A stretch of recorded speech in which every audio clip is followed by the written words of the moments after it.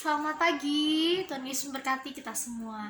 Saya percaya pagi hari ini akan kita isi dengan penuh sukacita yang berasal daripada Tuhan kita. Saya membagikan bagian penting dari Ayub pasalnya yang ke-8 dan pasalnya yang ke-9. Untuk ayat-ayatnya nanti akan kita baca bersama seiring berjalannya renungan yang akan saya sampaikan. Tema yang saya berikan pagi ini, jangan jadi orang yang sok tahu. Jangan jadi orang yang so tahu. Ini tema yang mau saya bagikan dan juga yang akan menjadi berkat bagi saya, saudara-saudari, bapak ibu sekalian. Jangan menjadi orang yang so tahu. Kita terkadang merasa apa yang kita tahu itu merupakan satu kebenaran. Inilah juga yang terjadi dalam hidup Bildad.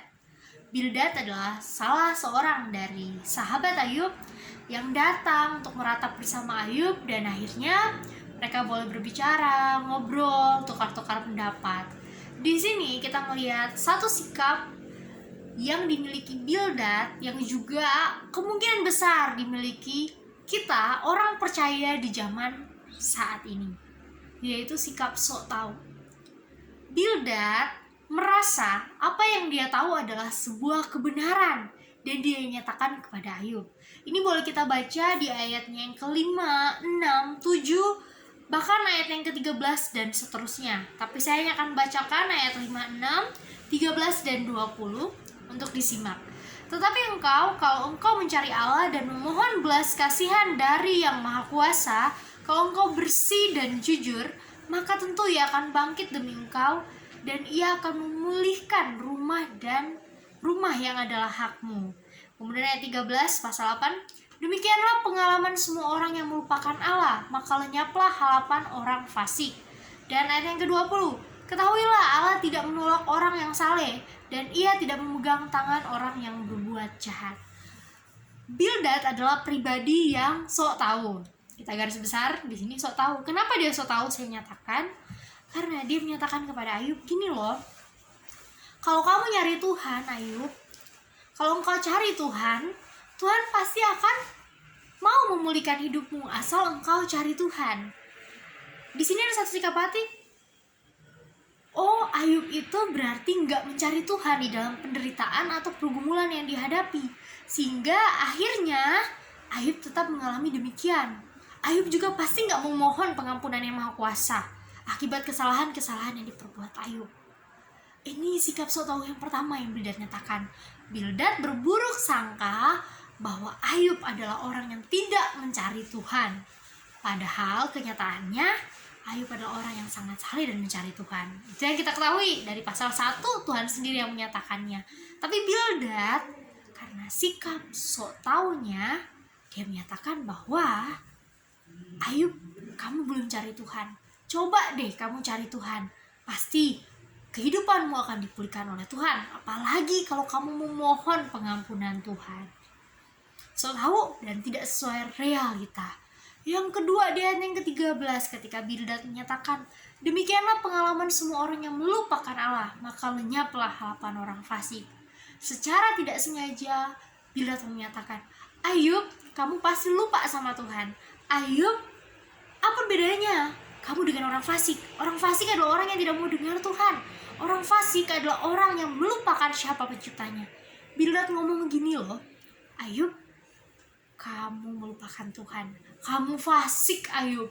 Wow, ini satu sikap sok tahu yang luar biasa salah. Ini pun terkadang mungkin terjadi dalam hidup kita. Pertanyaan ini kita jawab pribadi lepas pribadi. Sok tahu Bildad tidak sampai di situ saja. Bildad menasehati Ayub di ayatnya yang ke-20, ketahuilah Allah tidak menolak orang yang saleh dan Ia tidak memegang tangan orang yang berbuat jahat. Ia masih akan membuka mulutmu tertawa dan bibir bersorak-sorak. Dan seterusnya, Bildad menyatakan kepada Ayub, Ayub, Allah tidak pernah menolak orang saleh. Jadi Bildad mau bilang ke Ayub, jadilah orang saleh agar kamu tidak ditolak oleh Allah.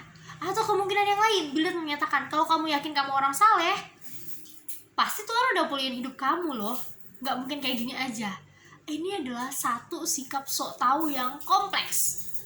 Bildad tahu bahwa Ayub bukanlah orang yang percaya kepada Tuhan. Ayub tidak pernah mencari Tuhan, bahkan tidak memohon pengampunan Tuhan. Bildad tahu bahwa Ayub ini adalah orang fasik, orang yang lupa terhadap Tuhan karena apa yang dimiliki Ayub. Bahkan dengan taunya Bildad, dia menasehati Ayub, kalau orang saleh pasti gak bakal pernah dilepas tangannya sama Tuhan. Ini sikap tahu. Mungkin saya, saudara-saudari sekalian pernah mengalami ini. Melihat orang yang menderita hidupnya, dia buat dosa apa sama Tuhan? Lihat orang yang makan aja susah, pasti dia gak pernah mau berdoa, mau minta Tuhan yang kasih makanan maupun minuman tiap harinya. Ini satu hal yang sangat salah ketika kita memiliki sikap sok tahu yang pada kenyataannya bukan menyatakan kebenaran. Nah, ketidaktahuan Bildad yang membuat dia menjadi sok tahu ini tidak serta-merta dibiarkan Ayub. Ayub menjawab melalui percakapan mereka. Ayub jawab di pasalnya yang ke-9. Ini semuanya merupakan jawaban Ayub. Saya tidak akan baca semua ayat, tapi saya akan baca ayat-ayat penting yang saya rasa dapat menjawab argumentasi dari Bildad. Yang pertama di ayat yang kedua, pasal 9 ayat kedua, sungguh aku tahu bahwa demikianlah halnya, masakah manusia benar di hadapan Allah? Ayat 3 lanjut, jikalau ia ingin berperkara dengan Allah 1 dari 1000 kali, ia tidak dapat membantahnya. Kemudian ayat 4 dan seterusnya, dia memuji Allah. Ayub menjawab Bildad yang sok tahu tadi saya katakan. Ayub jawab, aku tahu bahwa pada kenyataannya memang demikian, bahwa tidak ada manusia yang benar di hadapan Allah. Dan kalaupun seandainya saya benar, saya mau berperkara dengan Tuhan, tidak akan mungkin bisa. Karena Tuhan maha segala-galanya, Dia pencipta dan Dia pemilik hidup ini. Jadi gak mungkin saya yang manusia berperkara sama Tuhan. Ini satu kesadaran yang Ayub nyatakan. Dia sadar siapa dirinya, dan dia sadar siapa Allahnya. Sehingga Bildad yang sok tahu tadi, mungkin kalau aku jadi Bildad aku malu ya, tapi di sini ada apologetik yang sangat penting ketika Ayub menjawab ketidaktahuan orang yang menuduh dirinya. Kemudian di ayat yang ke-15 Ayub menyatakan, walaupun aku benar, aku tidak mungkin membantah dia, malah kau harus memohon belas kasihan kepadanya yang mendakwa aku. Ayub mengetahui, Ayub nyatakan ke Bildad, saya bukan orang yang fasik, saya tahu walaupun saya adalah orang yang benar, tapi saya tidak mungkin membantah Allah. Tetapi saya harus memohon. Ayub menyatakan kepada Bildad, saya sudah memohon. Dia menjawab tuduhan Bildad yang pertama, Ayub tidak mencari dan tidak memohon kepada Allah.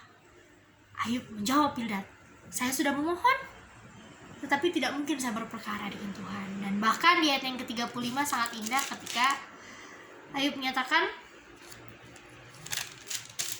maka aku akan berbicara tanpa rasa takut terhadap dia karena aku tidak menyadari kesalahanku. Ayub menyatakan apa adanya, saya tidak tahu salah saya apa, tetapi saya tidak akan takut berbicara dengan Tuhan.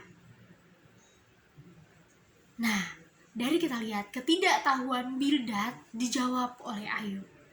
Ini satu prinsip penting kita sebagai orang Kristen. Dari Bildad kita belajar untuk kita tidak sok tahu atau tidak gampang menghakimi, menuduh orang lain hanya karena melihat fisik mereka, hanya karena melihat keberadaan mereka yang seakan-akan tidak diberkati oleh Tuhan, seakan-akan ditinggalkan oleh Tuhan. Ini mengajarkan kita untuk menjaga mulut kita dan pemikiran kita agar tidak menuduh sembarangan.